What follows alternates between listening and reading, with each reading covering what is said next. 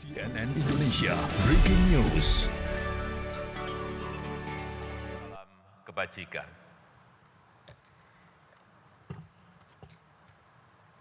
Yang saya hormati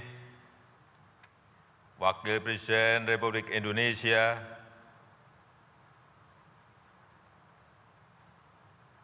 yang saya hormati Ketua, pimpinan dan anggota Dewan Perwakilan Rakyat Republik Indonesia, yang saya hormati Ketua, pimpinan dan anggota Dewan Perwakilan Daerah Republik Indonesia, yang saya hormati pimpinan dan anggota lembaga-lembaga negara,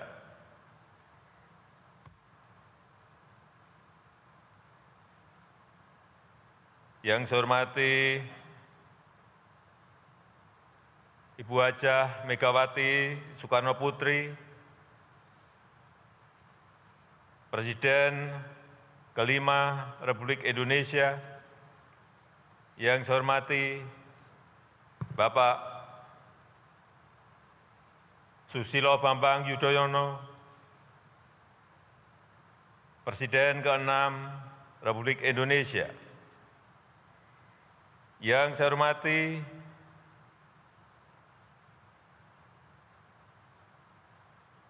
para Menteri Kabinet Indonesia Maju, Kepala Lembaga Pemerintahan, Panglima TNI, Kapolri, dan Jaksa Agung, yang saya hormati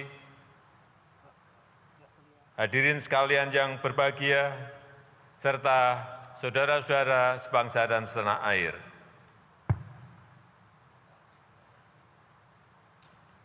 Sampai saat ini, pandemi COVID-19 masih belum berakhir. Di tahun 2022, kita masih akan dihadapkan pada ketidakpastian yang tinggi. Kita juga harus bersiap menghadapi tantangan global lainnya, seperti ancaman perubahan iklim, peningkatan dinamika geopolitik, serta pemulihan ekonomi global yang tidak merata. Karena itu, APBN tahun 2022 harus antisipatif, harus responsif, dan fleksibel merespon ketidakpastian. Namun, tetap mencerminkan optimisme dan kehati-hatian. APBN berperan sentral untuk melindungi keselamatan masyarakat dan sekaligus sebagai motor pengungkit pemulihan ekonomi.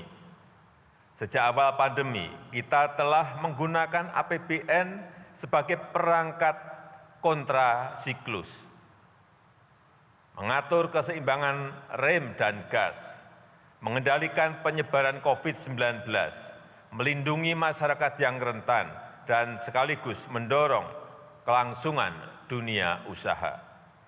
Strategi ini membuahkan hasil. Mesin pertumbuhan yang tertahan di awal pandemi sudah mulai bergerak. Di kuartal kedua 2021 kita mampu tumbuh 7,07% year on year, dan tingkat inflasi yang terkendali di angka 1,52% year on year. Capaian ini harus terus dijaga momentumnya. Reformasi struktural harus terus diperkuat. Undang-Undang Cipta Kerja, Lembaga Pengelola Investasi (INA), dan sistem OSS berbasis risiko adalah lompatan kemajuan yang dampaknya bukan hanya pada peningkatan produktivitas, peningkatan daya saing investasi, dan peningkatan ekspor, tapi juga pada penciptaan lapangan kerja yang berkualitas dan pemulihan ekonomi yang berkelanjutan. Hadirin yang saya muliakan, dengan berpijak pada strategi tersebut, pemerintah mengusung tema kebijakan fiskal tahun 2022, yaitu pemulihan ekonomi, dan reformasi struktural. Pemulihan sosial ekonomi akan terus dimantapkan sebagai penguatan fondasi untuk mendukung pelaksanaan reformasi struktural secara optimal. Reformasi struktural merupakan hal yang sangat fundamental untuk pemulihan dan akselerasi pertumbuhan ekonomi pasca pandemi. Karena Indonesia bukan hanya harus tumbuh, tapi tumbuh dengan cepat dan berkelanjutan. Untuk itu, produktivitas harus ditingkatkan. Produktivitas akan bisa meningkat bila kualitas SDM membaik. Diperkuat oleh konektivitas yang semakin merata, pembangunan infrastruktur yang dipercepat, termasuk infrastruktur digital, energi, dan pangan untuk mendorong industrialisasi, serta dukungan ekosistem hukum dan birokrasi yang kondusif bagi dunia usaha. Ketua, pimpinan, dan anggota Dewan yang saya hormati, dengan berpijak pada kebijakan reformasi struktural, serta memperhitungkan dinamika pandemi COVID-19 di Indonesia, asumsi indikator ekonomi makro yang kami pergunakan di tahun 2022 adalah sebagai berikut. Pertumbuhan ekonomi tahun 2022 diperkirakan pada kisaran 5,0% sampai 5,5%. Kita akan berusaha maksimal mencapai target pertumbuhan di batas atas yaitu 5,5%. Namun harus tetap waspada karena perkembangan COVID-19 masih sangat dinamis. Kita akan menggunakan seluruh sumber daya, analisis ilmiah, dan pandangan para ahli untuk terus mengendalikan pandemi COVID-19. Dengan demikian, pemulihan ekonomi dan kesejahteraan sosial dapat dijaga serta terus dipercepat dan diperkuat. Tingkat pertumbuhan ekonomi ini juga menggambarkan proyeksi pemulihan yang cukup kuat, didukung oleh pertumbuhan investasi dan ekspor sebagai dampak pelaksanaan reformasi struktural. Namun, kewaspadaan tetap diperlukan, mengingat ketidakpastian global dan domestik dapat menyumbang risiko-risiko bagi pertumbuhan ekonomi ke depan. Inflasi akan tetap terjaga pada tingkat 3%, menggambarkan kenaikan sisi permintaan, baik karena pemulihan ekonomi maupun perbaikan daya beli masyarakat. Rupiah diperkirakan bergerak pada kisaran Rp14.350 per US dollar. Dan suku bunga surat utang negara 10 tahun diperkirakan sekitar 6,82%, mencerminkan fundamental ekonomi Indonesia dan pengaruh dinamika global. Harga minyak mentah Indonesia (ICP) diperkirakan akan berkisar pada 63 US dollar per barel. Lifting minyak, gas, dan bumi diperkirakan masing-masing mencapai 703.000 barel dan 1.036.000 barel setara minyak per hari. Ketua, pimpinan, dan anggota Dewan yang saya hormati, dengan mencermati dinamika perekonomian dan perkembangan penanganan COVID-19, arsitektur kebijakan fiskal harus antisipatif dan responsif, dengan tetap menjaga keseimbangan antara kemampuan kontrasiklus dengan upaya pengendalian risiko, agar keberlanjutan fiskal jangka panjang tetap dapat terjaga. Karena itu, konsolidasi dan reformasi fiskal harus terus dilakukan secara menyeluruh, bertahap, dan terukur, meliputi penguatan sisi penerimaan negara dan perbaikan sisi belanja, serta pengelolaan pembiayaan yang prudent, yang hati-hati, untuk mewujudkan pengelolaan fiskal yang lebih sehat, berdaya tahan, dan mampu menjaga stabilitas perekonomian ke depan. Konsolidasi fiskal tahun 2022 akan lebih fokus untuk mendukung pelaksanaan reformasi struktural, terutama akselerasi pembangunan SDM melalui reformasi bidang kesehatan, perlindungan sosial, dan pendidikan. Reformasi struktural juga diarahkan untuk perbaikan fondasi ekonomi melalui reformasi regulasi dan birokrasi serta dukungan sektoral yang mendorong pertumbuhan. Pemerintah juga melanjutkan komitmen menurunkan kemiskinan, terutama penghapusan kemiskinan ekstrem dan mengurangi ketimpangan sosial. Reformasi fiskal juga terus dijalankan melalui optimalisasi pendapatan, penguatan belanja berkualitas, serta inovasi pembiayaan.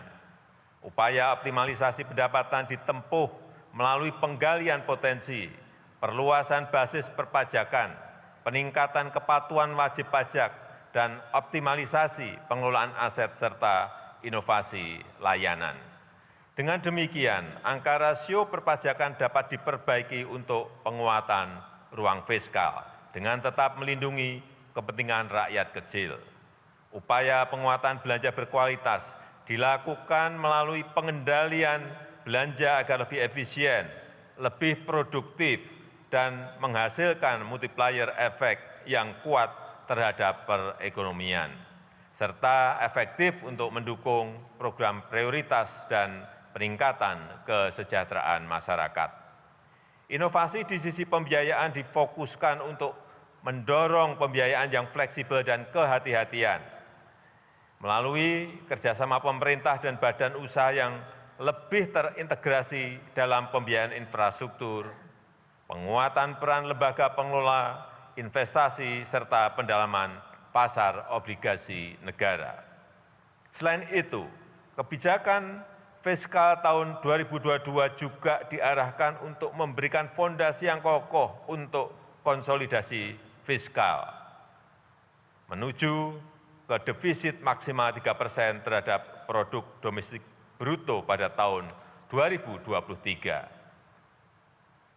Ketua, pimpinan, dan anggota Dewan yang saya hormati, pada tahun 2022 pemerintah merencanakan kebijakan fiskal yang tetap ekspansif guna mendukung percepatan pemulihan sosial ekonomi, namun juga konsolidatif untuk menyehatkan APBN dengan penguatan reformasi struktural. Karena itu pemerintah menyampaikan 6 fokus utama dalam kebijakan APBN tahun 2022. Pertama, melanjutkan upaya pengendalian COVID-19 dengan tetap memprioritaskan sektor kesehatan. Kedua, menjaga keberlanjutan program perlindungan sosial bagi masyarakat miskin dan rentan. Ketiga, memperkuat agenda peningkatan SDM yang unggul, berintegritas, dan berdaya saing. Yang keempat, melanjutkan pembangunan infrastruktur dan meningkatkan kemampuan adaptasi teknologi. Kelima, penguatan desentralisasi fiskal untuk peningkatan dan pemerataan kesejahteraan antar daerah. Keenam, melanjutkan reformasi penganggaran dengan menerapkan zero-based budgeting untuk mendorong agar belanja lebih efisien, memperkuat sinergi pusat dan daerah, fokus terhadap program prioritas dan berbasis hasil, serta antisipat terhadap kondisi ketidakpastian. Hadirin yang saya muliakan, belanja negara dalam RAPBN 2022 direncanakan sebesar Rp2.708,7 triliun yang meliputi belanja pemerintah pusat sebesar Rp1.938,3 triliun, serta transfer ke daerah dan dana desa sebesar Rp770,4 triliun. Anggaran kesehatan direncanakan sebesar Rp255,3 triliun atau 9,4% dari belanja negara. Anggaran tersebut akan diarahkan untuk melanjutkan penanganan pandemi, reformasi sistem kesehatan, dan percepatan penurunan stunting, serta kesinambungan program JKN. Untuk penanganan COVID-19, fokus pemerintah antara lain antisipasi risiko dampak COVID-19 dengan testing, tracing, dan treatment, melanjutkan program vaksinasi COVID-19, serta penguatan sosialisasi dan pengawasan protokol kesehatan. Kita harus bisa memanfaatkan pandemi sebagai momentum untuk perbaikan dan reformasi sistem kesehatan Indonesia. Kita harus mampu membangun produksi vaksin sendiri dan mendorong berkembangnya industri farmasi yang kuat dan kompetitif. Kita juga harus membenahi fasilitas layanan kesehatan dari hulu sampai hilir, dari pusat hingga ke daerah, transformasi layanan primer, layanan rujukan, peningkatan ketahanan kesehatan, peningkatan kualitas dan redistribusi tenaga kesehatan, serta pengembangan teknologi informasi dalam layanan kesehatan. Pemerintah juga menjaga kesinambungan program JKN serta meningkatkan kualitas layanan JKN. Selanjutnya, percepatan penurunan stunting dilakukan melalui perluasan cakupan seluruh kabupaten kota di Indonesia dengan penguatan sinergi berbagai institusi. Anggaran perlindungan sosial dialokasikan sebesar Rp427,5 triliun untuk membantu masyarakat miskin dan rentan memenuhi kebutuhan dasarnya, dan dalam jangka panjang diharapkan akan mampu memotong rantai kemiskinan. Sejalan dengan hal tersebut, untuk mendukung reformasi program perlindungan sosial yang diarahkan pada melanjutkan penyempurnaan data terpadu kesejahteraan sosial di TKS dan mensinergikan dengan berbagai data terkait.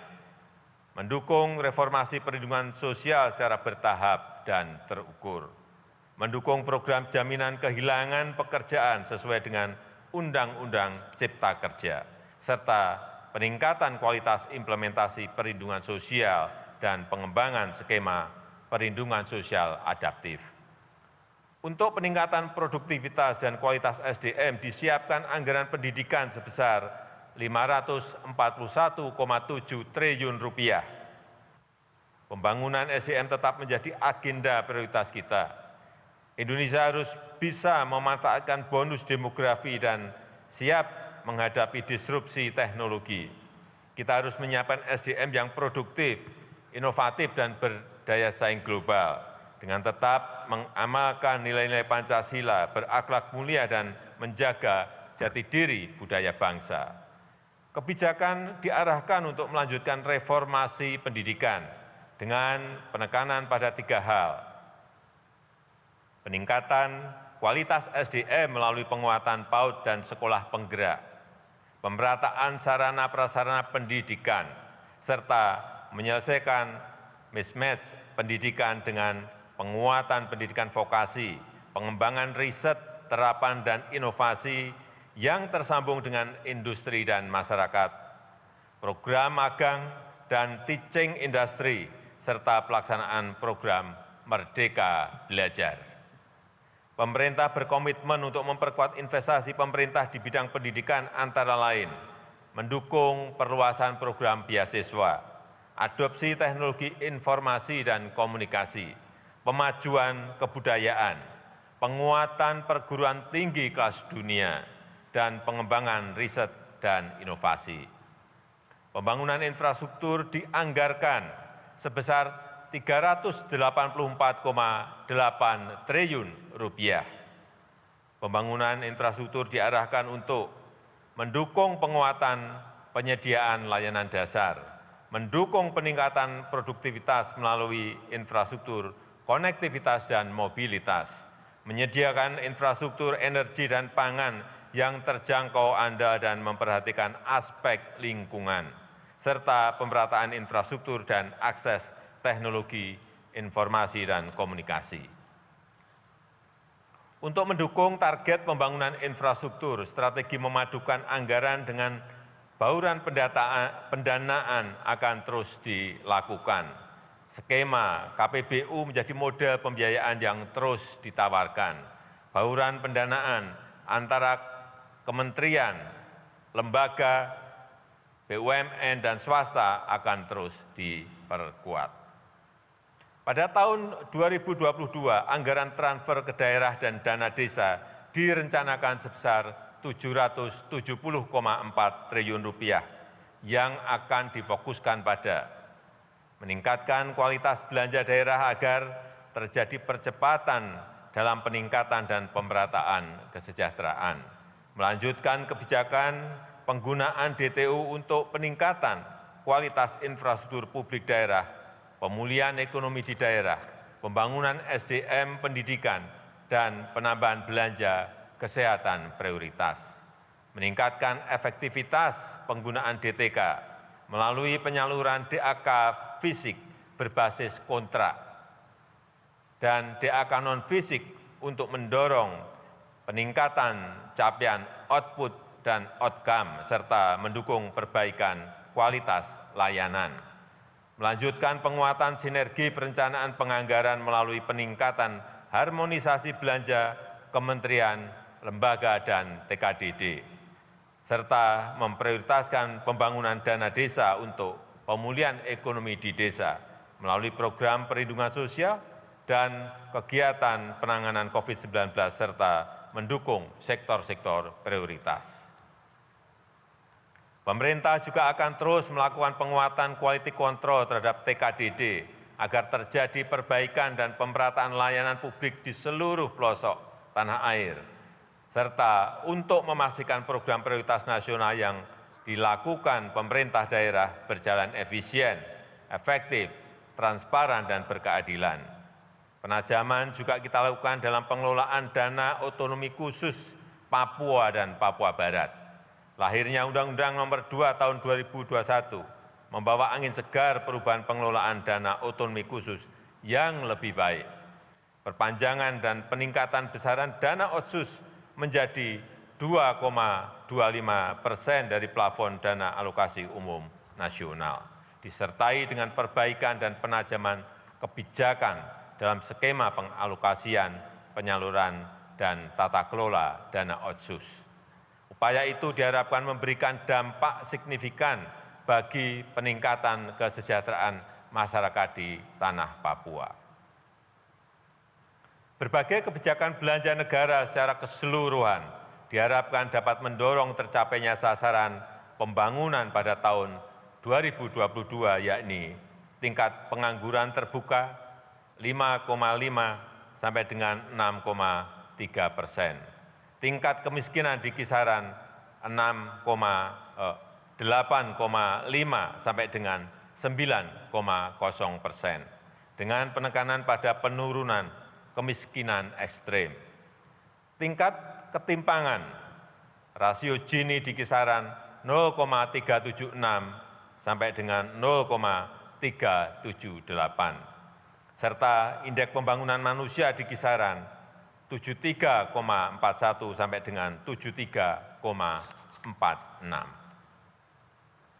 Ketua, pimpinan, dan para anggota Dewan yang saya hormati, untuk mencapai sasaran pembangunan di atas diperlukan peningkatan pendapatan negara pada tahun 2022 menjadi sebesar Rp1.840,7 triliun yang terdiri dari penerimaan perpajakan sebesar Rp1.506,9 triliun dan penerimaan negara bukan pajak PNBP sebesar Rp333,2 triliun. Mobilisasi pendapatan negara dilakukan dalam bentuk optimalisasi penerimaan pajak maupun reformasi pengelolaan PNBP. Untuk memperkuat kemandirian dalam pembiayaan pembangunan, kita perlu meneruskan reformasi perpajakan. Reformasi perpajakan bertujuan untuk menciptakan keadilan bagi seluruh rakyat Indonesia.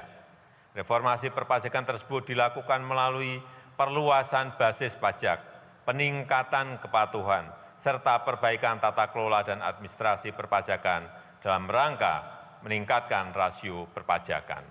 Selain itu, pemberian berbagai insentif perpajakan yang tepat dan terukur diharapkan mampu mendorong percepatan pemulihan dan peningkatan daya saing investasi nasional serta memacu transformasi ekonomi.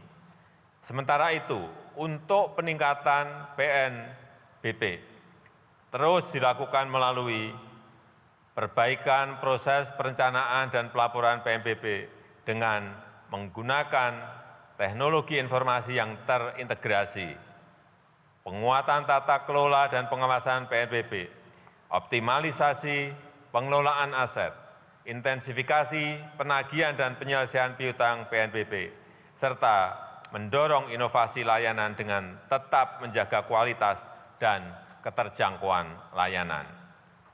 Ketua, pimpinan, dan para anggota Dewan yang terhormat, defisit anggaran tahun 2022 direncanakan sebesar 4,85% terhadap PDB atau 868 triliun rupiah. Rencana defisit tahun 2022 memiliki arti penting sebagai langkah untuk mencapai konsolidasi fiskal. Mengingat tahun 2023 defisit anggaran diharapkan dapat kembali ke level paling tinggi 3% terhadap produk domestik bruto.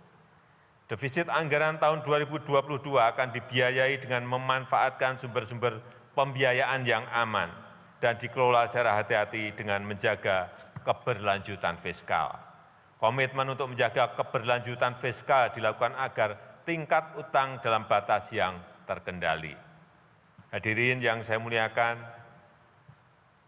demikianlah keterangan pemerintah atas rancangan undang-undang tentang anggaran, pendapatan, dan belanja negara tahun anggaran 2022 beserta nota keuangannya. Besar harapan kami, pembahasan RAPBN tahun 2022 dapat dilakukan secara konstruktif demi mewujudkan Indonesia maju berdasarkan Pancasila dan Undang-Undang Dasar 1945. Semoga Allah Subhanahu wa Ta'ala senantiasa memberikan rahmat dan ridho-Nya bagi kita semuanya dalam melaksanakan tugas dan amanah seluruh rakyat Indonesia. Dirgahayu Republik Indonesia, Dirgahayu Negeri Pancasila, Merdeka! Terima kasih. Wassalamualaikum warahmatullahi wabarakatuh. Om Santi Santi Santi Santi Om Namo Buddhaya.